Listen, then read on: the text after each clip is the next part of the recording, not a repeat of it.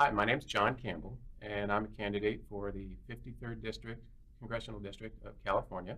And I'm here at an office downtown with a number of entrepreneurs, and we're going to have a discussion about jobs and job creation. So we'll transfer the camera over here. So first off, this is the host for the meeting as far as the office space goes. And I wanted to introduce him. His name is Stephen Cox, and thank you very much for allowing us to gather here. Happy to have you. Excellent. Perhaps you can tell us a little bit about your business and what the profile of your employees are. Sure. The name of our company is TakeLessons.com. We are located here down in San Diego, and we are an online marketplace where consumers go to find a great vetted instructor for anything from music to tutoring to sports lessons, anything that you need to basically get better at doing things. We have two types of folks we hire here. One of them, the recent graduates are still in school, and they're possibly their first job out of school or still in school, and super motivated, hungry, wonderful people. And the second group are more kind of software developers, engineers, highly skilled in that area that build out web development and mobile products. And they're kind of a different profile, been around a little bit longer, and also very awesome people as well. Excellent. And here we have. My name is Rob Lebrecht. I'm the CEO and founder of iGrad.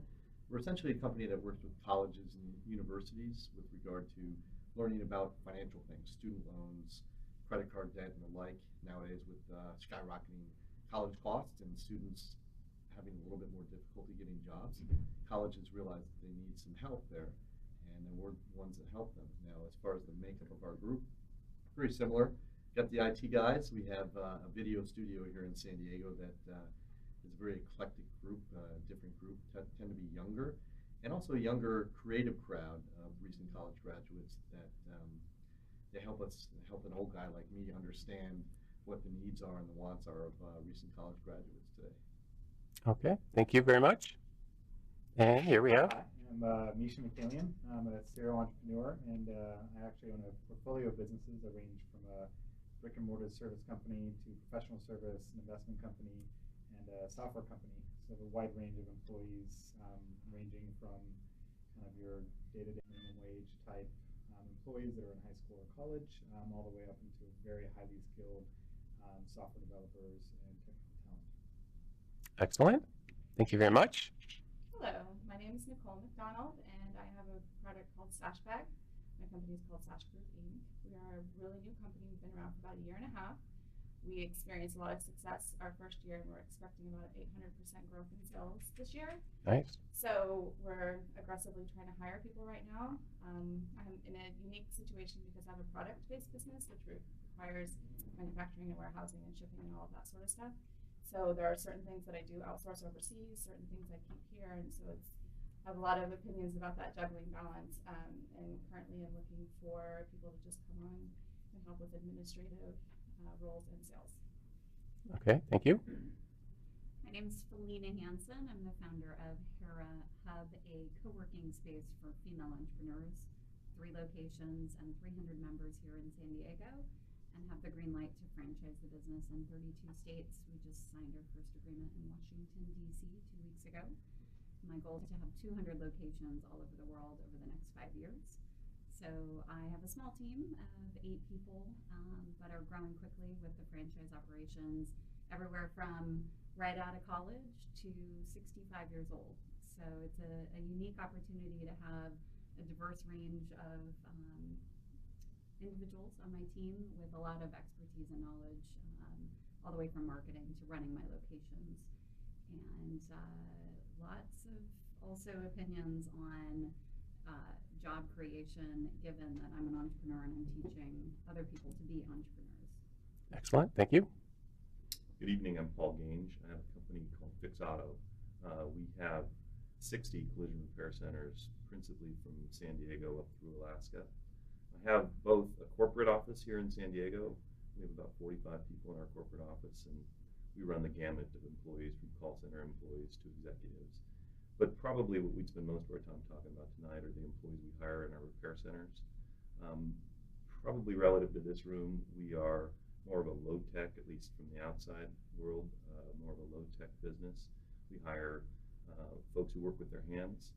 We look for folks who are coming out of vocational education programs. Our biggest challenge right now is recruiting young people. We have an aging workforce of highly skilled, frankly highly paid technicians, but replacing that workforce is our biggest challenge right now, and we're looking for young people who maybe want to go a different route than the books route, the college route, but want to work with their hands and work in, like I said, more of a low-tech business. Thank you very much. I'm Reed Carr, president of Red Door Interactive. We're headquartered here in San Diego. We have an office in Denver and one in Carlsbad as well. About 65 people, average age of the company's 35. We have talent ranging on the creative side to technical, and then people work directly with clients and that kind of thing. So largely they are highly skilled, educated, and certainly a very mobile workforce in the sense that a lot of people work from home, find that appealing, move downtown, as they have families and move on and live in suburbs. So getting people to where they want to be and live in the kind of areas that they want to be in is of primary importance to us. Excellent. Thank you very much. So just a couple points here. First off, we are, as you all know, we are recording this, and we're going to post it on the website on YouTube. Hopefully that'll be some good information for everybody. Also want to let the audience know that by simply appearing in this video, that is not in any way an endorsement of the campaign. Everybody here is just gracious enough to lend their ideas and opinions, and that's what we're really looking for. We're looking for the truth and the right answers. Also, speaking to the audience a little bit, this is a really good example of what San Diego is as far as employers. I do recognize that we could use a little bit more diversity in the group that we have here, and I'd like to actually address that in a more broad way in another meeting instead of just addressing it with one or two sentences here. And then finally, I just kind of wanted to thank everybody for giving us your time. So the first question I wanted to start off with was kind of the most basic, is how is a job created? I know there's a lot of opinions on whether there's a magic switch or not, but maybe you guys can think back to the early days or even current days on what goes into the thought of, I need to hire somebody. Let's move forward. Growth. If my business is growing, then I'm bringing on more support and talent, basically. So if I have the means to grow the business, that's when I'm hiring. Yeah, I think it's kind of an ironic group to ask that too, right? Because we're all entrepreneurs, so we all started a business at some level. So even prior to the growth, I think this group, anyways, all identified some gap, some need that the market had, and we addressed that. And I think our challenge is just ensuring that we have enough runway, enough financial backing, and kind of limit the number of obstacles that are put in front of us. Doing business in California is a tough place to do business, but that's really where it started for us, right? So we create the business and we seek help and look for folks to come in and be a part of that opportunity for us. I think in our case, I remember when we first started compared to where we are now at about mid-size, 65 or so people. What we had was, in the entrepreneurial days first starting out was see opportunity, bring people on board and see the vision. I think we're a little more sophisticated now, and I think we do, you do demand forecasting and identify capacity and match that up with the kind of the needs that we have, and in some cases, the growth that we have is as a result of taking it from somewhere else. I think in the early days it was just bringing people on board and ambition, I suppose. And I think as you get more sophisticated, you do have to look at pipeline and see what's happening economically with clients and the people up beyond that. Yeah, and I've thought from my perspective, and I certainly have a limited perspective compared to you guys, but I've always thought it's the chicken and the egg question, and my thought is ultimately a job is created when somebody who has capital or access to capital has a need that needs to be filled. I mean, it's kind of as basic as that. You know, back in my financial advisor days, you'd have somebody who was a sole proprietor, and the first thing was, or a huge step was hiring that first employee. And the reason they did it is that the hours just consumed their day to the point where I need to hire somebody to take care of this task or that task. Now, maybe that's a little bit more slow paced than some of you are used to. I know in this audience we have a few different scenarios from, I suspect all of you have bootstrapped, but some of you have gone the VC route and others are going organic for organic growth. Maybe you can speak to how that is different, what your obligations are if you have a VC route versus organic.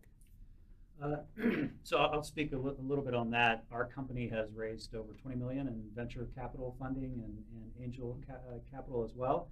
And with that, I think when you start to hire, you begin to hire when you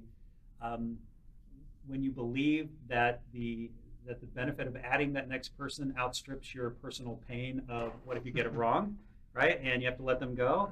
And with entrepreneurs, that's how we're built, is to go ahead and take that risk. And so up front, and then as Reed was mentioning, you then take a look at your resources and say, how fast can we grow this company? And what type of resource do we need? So you're doing product market fit, and you need a certain number of employees to get it right out of the gate. And then if you can scale that business, then you can continue to add more people. And with venture type backing, you are expected to grow, in the high double digits, triple digits, as a matter of capturing larger amounts of market share. And when that happens, obviously the consumer, you're looking for product market fit. The consumer is happier. They're getting a better product at a lower cost, or a better service at a lower cost. And that allows you to kind of capture more market share, add more people into the company, and continue to scale the business as a matter of growth, first and foremost over everything else. I've actually seen both sides of the equation. Started companies where I had to raise capital, and so therefore you kind of have a built-in engine where you're able to hire employees right away. And other times it just has to be, as you go, as you make a little bit more profit and you have that demand, you're working 15 hours a day yourself, and you finally decide, I need some help here. And I think what I've learned over time for companies anyway is, kind of a hybrid makes sense, because I've seen a lot of companies just hire a lot of people at once. They don't know what they need, and then they waste a lot of that money. And that's bad for the employees as well as the employer. Okay. Any other input on the organic versus, are you guys mostly organic over here? Yeah. So you're not, it's not a scenario where you have an investor kind of saying, hey, I need a return on my money. You basically, week to week, month to month, year to year, I have this need and I'll add 3 employees. And Yeah, I mean, you look at that as its impact to your family. I mean, at the end of the day, I mean, that's what's on the hook for this stuff. So I think we've certainly been a little more careful in that regard. And I think that's probably has a lot to do with the kind of the caution that comes along with that when it's kind of your family's money in that respect. But that being said, it's, as things grow, then that entity, the company becomes the family extension of the family as well, and their families and that sort of thing. So recognizing that you're contributing to all of that certainly plays a part in how we kind of create the job for the next family member, I suppose. yeah, and maybe you guys could speak to a little bit more about the whole moral and legal obligation of taking somebody on.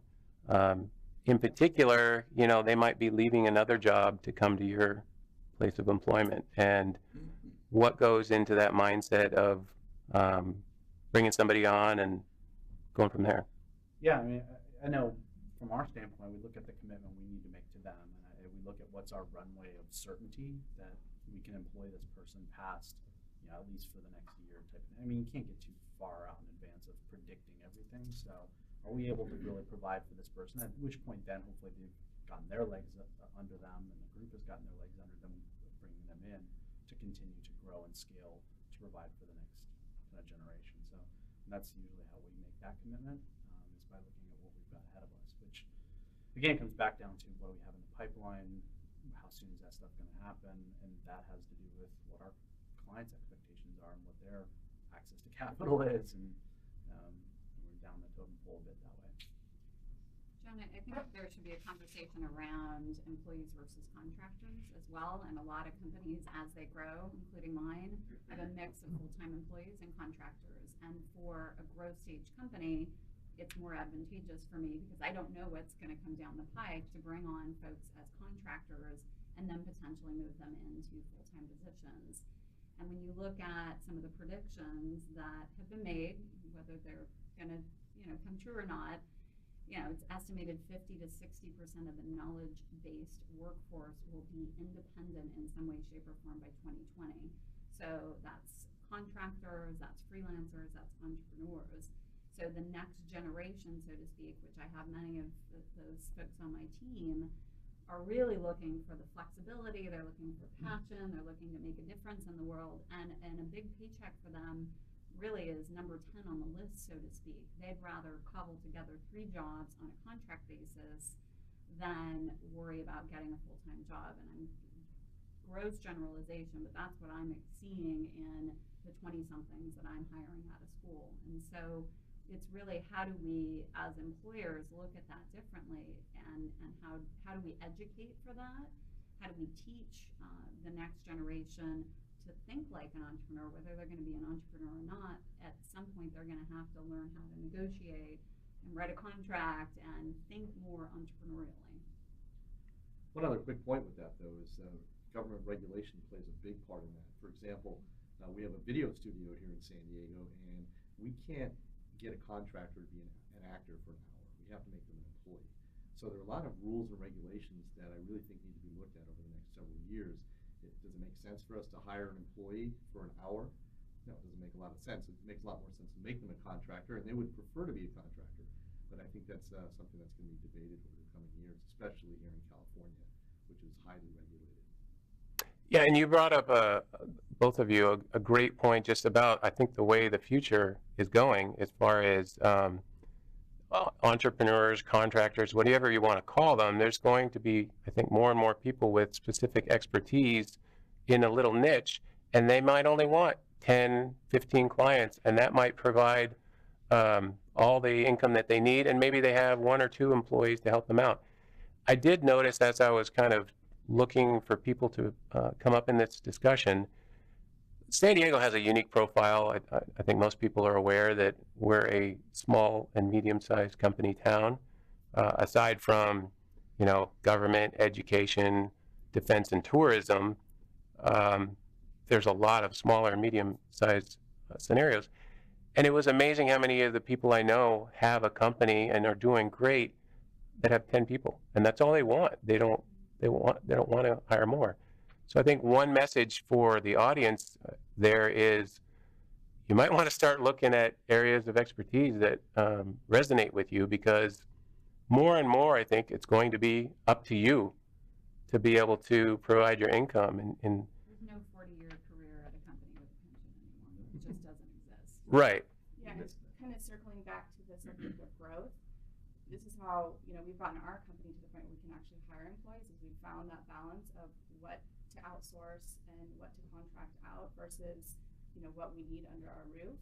And I had a business before this where I hired 0 employees, and I could talk for an hour about outsourcing and manufacturing overseas and domestic, but finding that right balance of when it makes sense to not try and create jobs, let somebody else who already knows how to do that, and grow your business to a point where, you're creating more specific jobs, that make sense for you versus just trying to bring people on. It's a balance.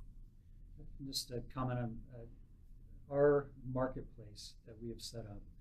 Again, we have about 62 people inside the company, and we support literally tens of thousands of instructors across the nation who are, in essence, running their own little business. Mm-hmm. And they're teaching anywhere from 5 to 50 clients a week. And our job is to empower them to make a living doing what they love to do. And given technology, everything from companies like Airbnb, to Uber, to Odesk, to Elance, to Take Lessons. These types of companies are empowering the younger generation as well as us old folks to make a living doing what they love to do. So I think that is a very big sea change that you were mentioning. The idea of someone wanting to work for a company their entire life is, I don't see that here. And in our company, even for our employees, when they join, you know, we let them know, hey, this could be a stepping stone for you. This could be 2 years. You could be here 5 years. You could be here all your life, or 2 months. We don't know. But we want you to learn as much as humanly possible while you're here for your next step, whatever that may be. And I think that attitude of just true openness and facing realities for what we're seeing in the marketplace is, I mean, it's true and it's relevant to the people who are working here. You know, they should look at themselves as many owners of their own life and run their life, run their own show, and you know, that's from doing their own education, bettering themselves, and they will never be looking for a job because they've taken the liberty to create themselves in a much better aspect.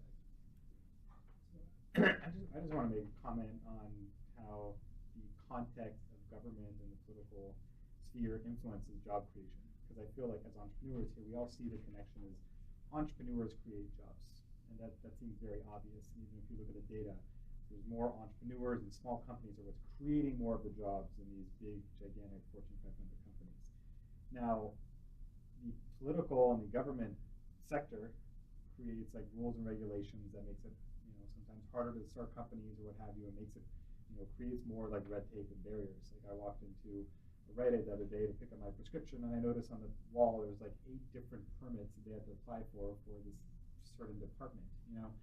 And I think about like one of my professional service firms, all the different companies we've worked for over the years. I started to notice this trend that you know, below like, you know, $2 or $3 million a year, companies really didn't have to deal much with lawsuits. But between 3 million and 20 million, there were tons of BS lawsuits these companies had to deal with that were like threatening to put them out of business. But then over $20 million, they can afford in-house counsel so people don't mess with them anymore because they know they're BS lawsuits. And there's this whole gap, this chasm that companies have to cross to get there. And I've had some of my employees that had dreams of being entrepreneurs tell me that after seeing some of the roadblocks that people go through, they're less motivated to go out there and start their own company. After seeing some of the crap that we had to go through to succeed and to make it, because a lot of the rules and regulations and the legal kind of tort systems and how all these things impact companies takes, you know, makes it less sexy to start a business, makes it less interesting for people to go out there and create their own business and in turn create more jobs. So I think for me, that's something that's really important as an entrepreneur, is to see the government try to become more innovative and more practical with how regulations are created to serve the public, you know, without restricting entrepreneurship. And I think that's important. Yeah, and that reminds me of the comment I made earlier about hiring your first employee. I mean, I would literally tell people your life is about to change, and you just got a whole bunch of rules piled onto you. And the odd thing is, it seems like the more a company grows and hires, the more they're penalized as far as, well, now you're at this level, so we can slap new regulations on you. And I realized, believe me, I do think there is a place for regulations. You know, I want to be able to buy food that I know, you know, this has been tested to some degree, and I'm not risking my life by eating the cauliflower. But I think, Rob, you hit on it specifically, the whole contractor scenario, you know, 1099s.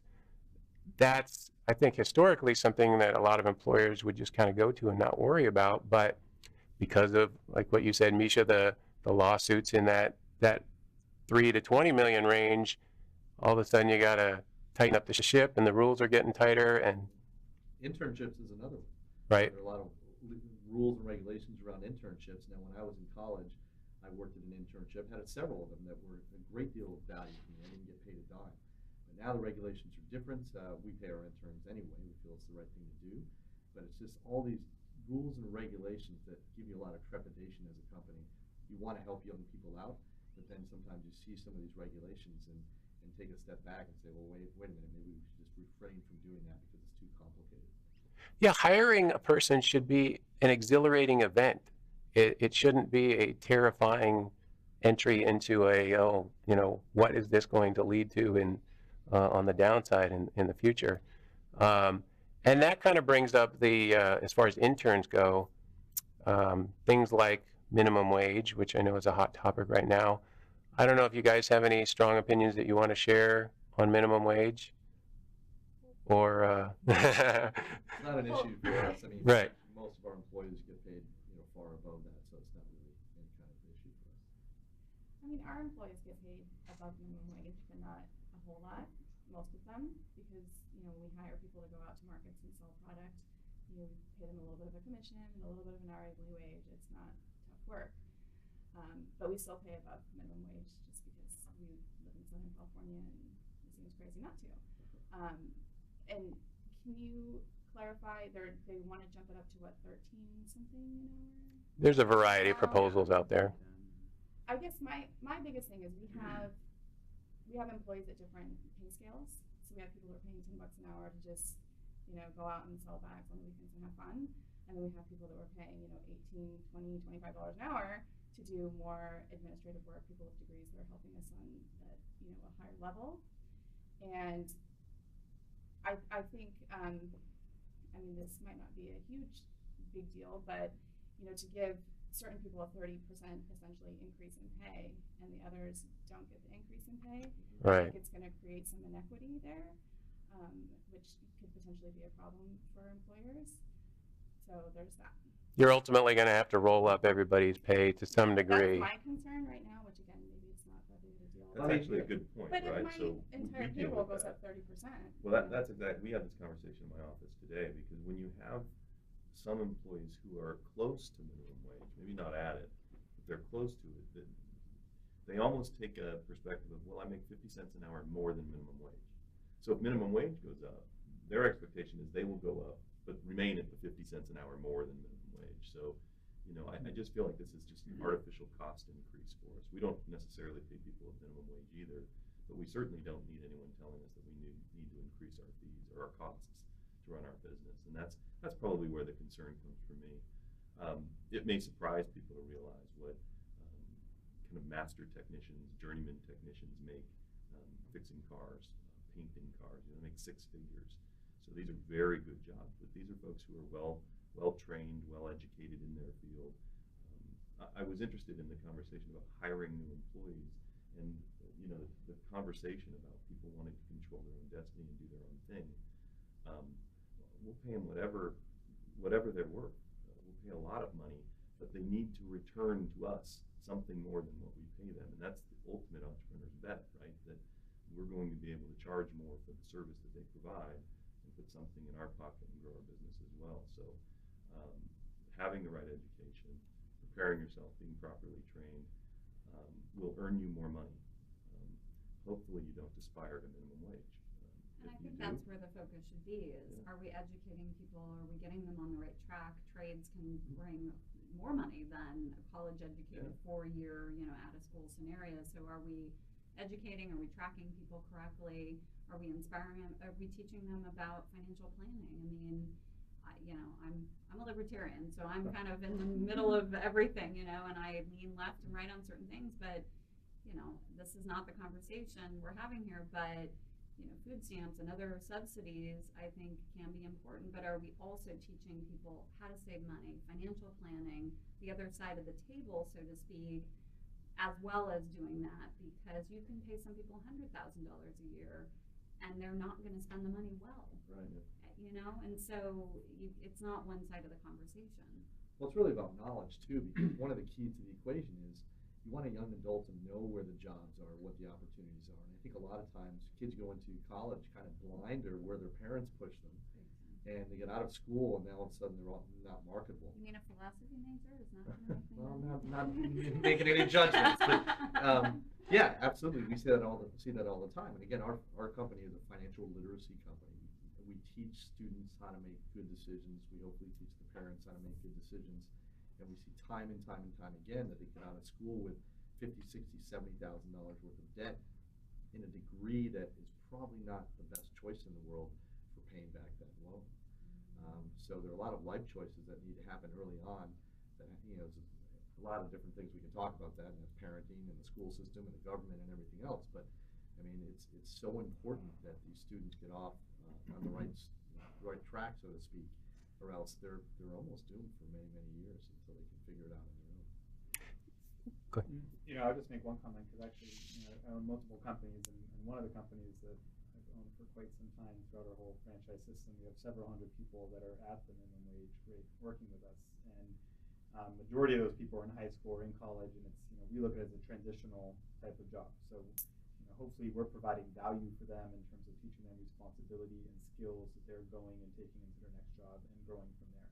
And I understand that's not most minimum wage environments, but we look at, you know, besides just pay, how are we impacting the value we provide them? Now, they make minimum wage plus commission with us, which generally gets them about 30% more than minimum wage on average. And with the recent minimum wage increases, you know, we're actually looking like we're going to have to raise our prices to a certain extent because we can't afford to keep our business running at the scale that we're at without raising prices with a significant minimum wage increase. So it's just important to recognize, you know, the cost gets absorbed somewhere, and it ultimately gets absorbed in everybody's prices. Now, for better or worse, you know, personally, I believe that everybody should be earning a fair wage that allows them to sustain themselves. Like we shouldn't be paying people less than they can to, you know, sustain themselves and make sure they can provide shelter and food or what have you.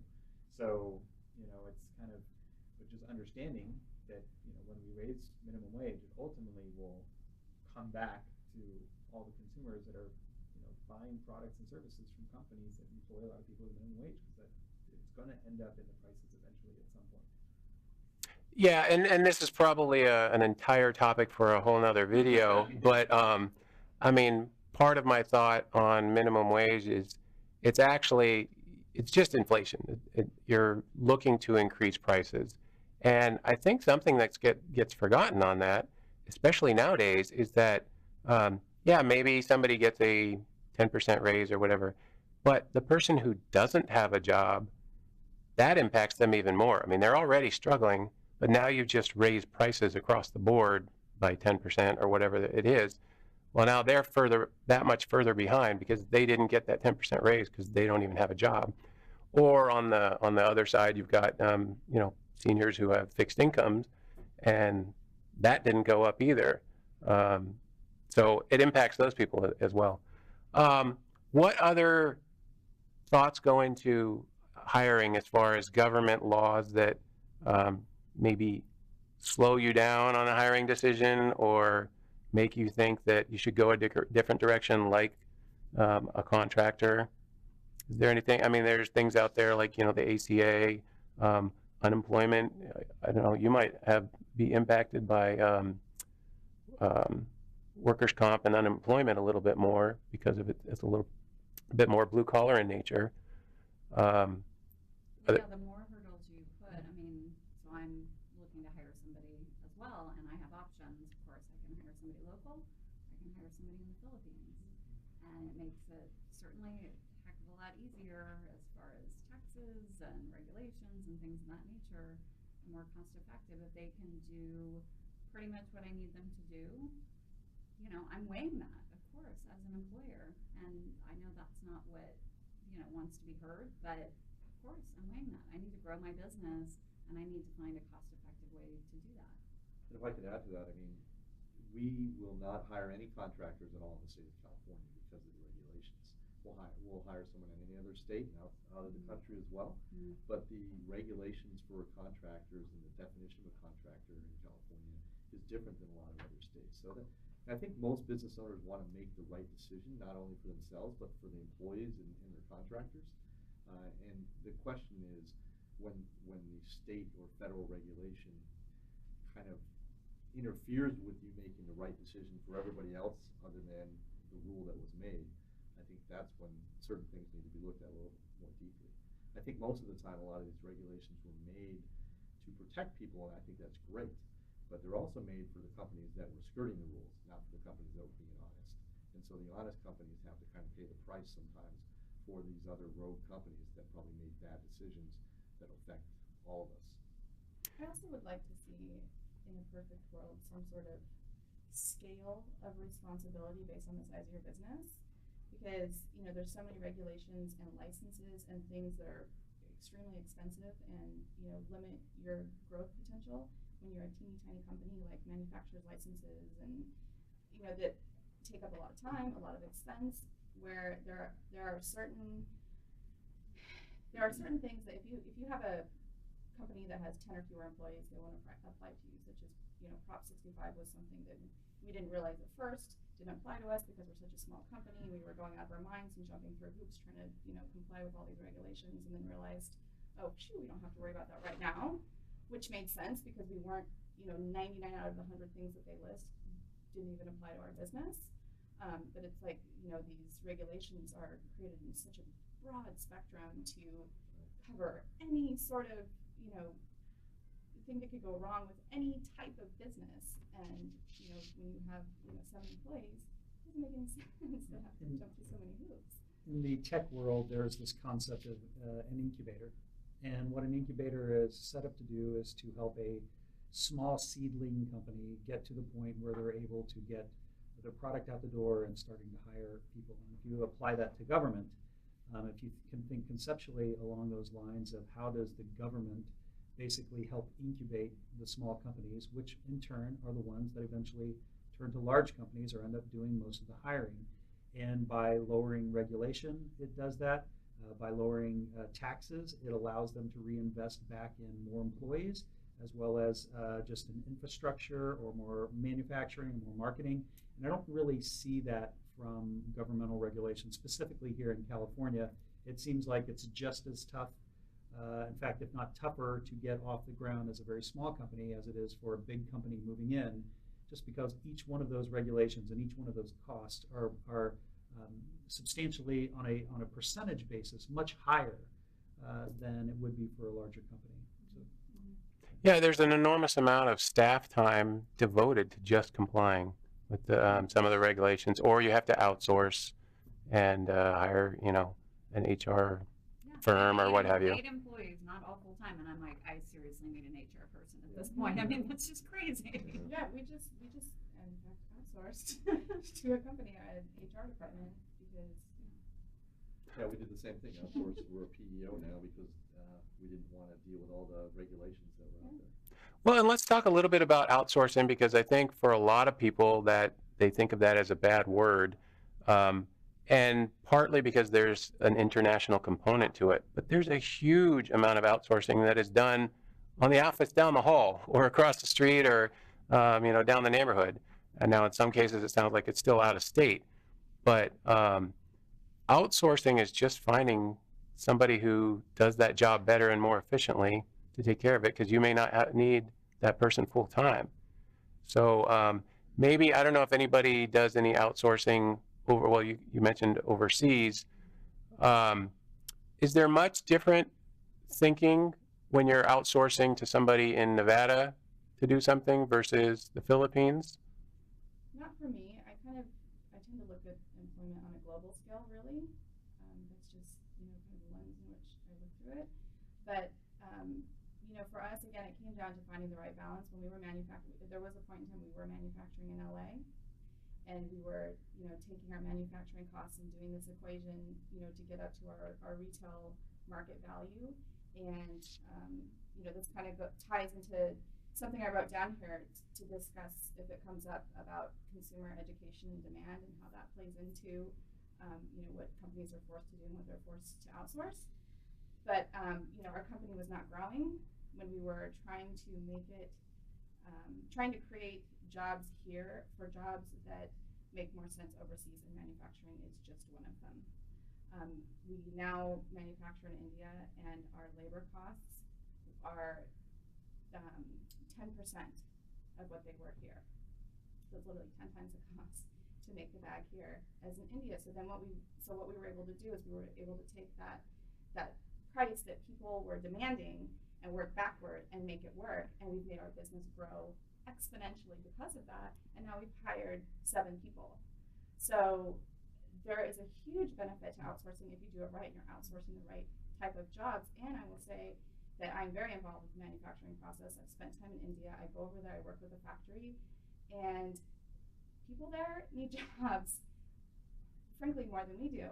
There's factories that are just closed down. There's machines, lined up that have cloths over them and nobody has work. And since we sent our production over there, they've opened up 3 new factories just to accommodate our one product, and they've got people in there working and making a wage that over there is above the poverty level. Over here, the wages would be minimum wage, which is not a wage that you can live on. Going back to the minimum wage discussion, it's not that I don't think it should go up. There's a balance there, but the other thing I will say about manufacturing, not to make this whole discussion about manufacturing, is that a lot of times when you try to keep stuff domestic, the money doesn't go where you think it's going. Especially with living down here in San Diego, I was working with some local manufacturers, and a lot of the employees lived in Mexico. So it's not that the money's not going to your neighbor or your uncle or your cousin. It's going across the border, which again is fine with me. But I think people have this idea that if you're making a product in the USA or you're keeping your manufacturing here, it's not necessarily doing the benefit they think it's going to do. It's like Boeing airplanes, I'm sure, have parts from every continent except Antarctica. That was a small company. Have you seen any backlash with people saying, "Oh, you should be making that in America"? People ask me that a lot. Where is it made? Oh, I wish it was made in the USA. And I just, again, I have a quick discussion with them about the benefits of. Yeah, you can pay triple or quadruple the cost, and we'll make it for you here. Yeah. Right?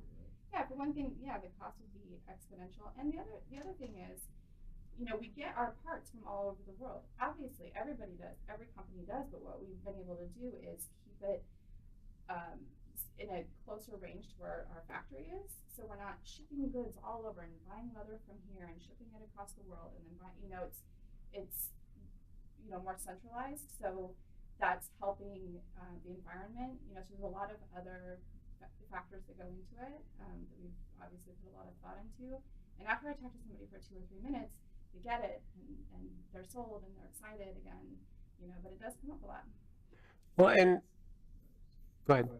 It's just more of an education issue than it is a outsourcing issue. So at the highest level jobs, like we have 6-figure jobs available that we can't find people for fast enough. Right. That we would keep hiring for, and if we hired, we would make more money when we hire more.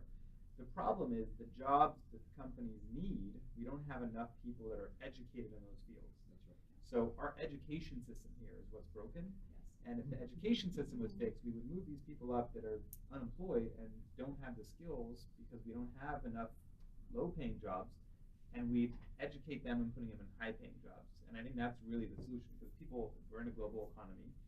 People are going to basically source globally, whether that's labor, manufacturing, raw materials, whatever it is, and which I think is for the best ultimately for all of us on a global basis. But it's what we need to do here is really educate people so we can fill the jobs that drive the growth and drive growth in the economy. And even for the government, that fills more tax base, that creates a larger tax base, et cetera. And that's how we'll evolve as a country. Yeah, I would echo what Misha just said. I have businesses in 5 states. I'm looking for employees in every city I operate in right now and cannot hire fast enough. I can't find the right employees, and frankly, it's an education issue. Not everybody needs to leave high school and go on to higher education. There's many countries around the world that have proven that vocational education is an excellent path for a large majority of their populace. We need to educate people for where their skills will take them. That's our struggle. We just struggle to find young people that we can bring into the business. We also happen to struggle to find journeymen who are still in the business and want to come in despite the fact that we pay a very high wage. I do think education is an issue, and I think it runs the gamut of, from preschool education all the way through post-high school education. We have issues. Yeah, I definitely think that early education is something that gets overlooked a lot in this type of discussion, because really that's when it starts. And by having access to early education, not only are you setting up, kids to be more successful in high school and potentially college. I didn't go to college. I had a great high school. I started doing graphic design when I was 14 years old, and I got my first graphic design job when I was 17 years old working for a magazine in 1997, making $20 an hour, you know, because I knew what I was doing and I, you know, had the opportunity, happened to go to a high school that had that. But, you know, early education would, again, not only set up children, you know, on a successful path, but would also provide opportunity for, you know, families, for moms and parents that are looking for daycare and need to But go back to isn't work. it interesting what you just said? You happened to go to a high school that offered that. Exactly. And, yeah. you know, the high school I went to had, you know, back in the day, not that old, I guess I am. The high school I went to had a body shop. We trained people how to work on cars. I don't think they exist much anymore, right? There's some ROP programs out there.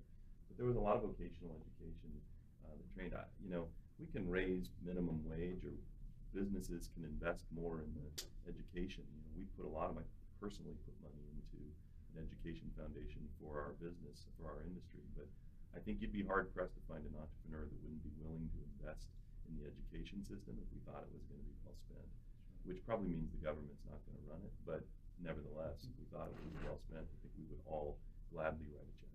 But again, if the government can come up with the right data to tell us what the jobs are that are available. There's plenty of jobs out there. You can go online right now and find hundreds of thousands, if not millions of jobs, good jobs. And I think everyone here around the table would say there's so many positions we leave open because we don't have enough qualified candidates to fill those jobs. I would say mostly in the technology sector, but those are very high-paying jobs. And so I think the world or the country needs to wake up and say, okay, let's find the jobs that are available in the U.S. and let's train our people accordingly. That's just really the bottom line. And to the point, sorry, one more thing, it's got to start earlier. It's not just in college, it's in 4th grade. And there's a lot of research around like girls in STEM specifically of, you know, you need to make, you know, computer science cool in 4th grade and get them excited about math and science at that age, because by the time they get into high school, you've lost them. And there's a huge discrepancy in that field specifically with men and women, and we've got to back it up all the way up the chain, so to speak. Yeah, and I don't know what the solution is, but I will tell you that, you know, for so many years, there's been this theme that of unemployment being so high and everybody's looking for jobs. And when I was like, first employee, I'm going to start hiring. I cannot believe how hard it is to hire.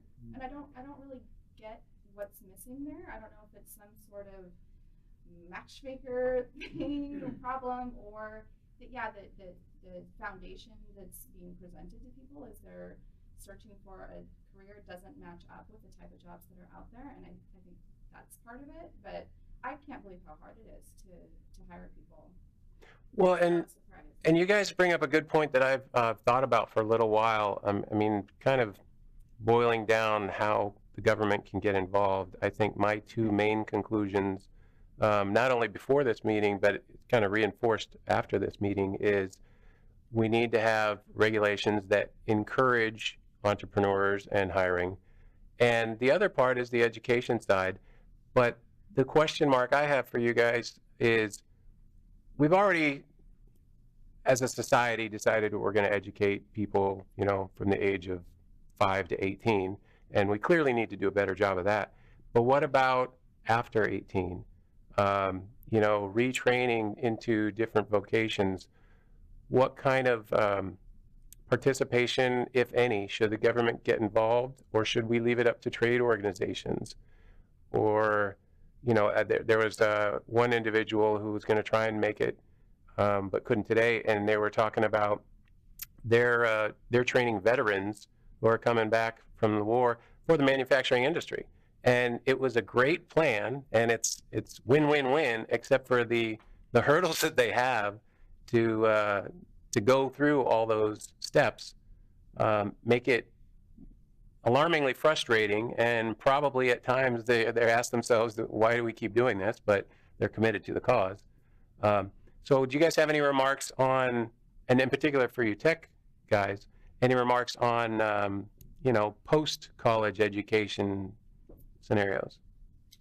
I would just say that if I were in government, which I'm not, but it's simply just a good payoff.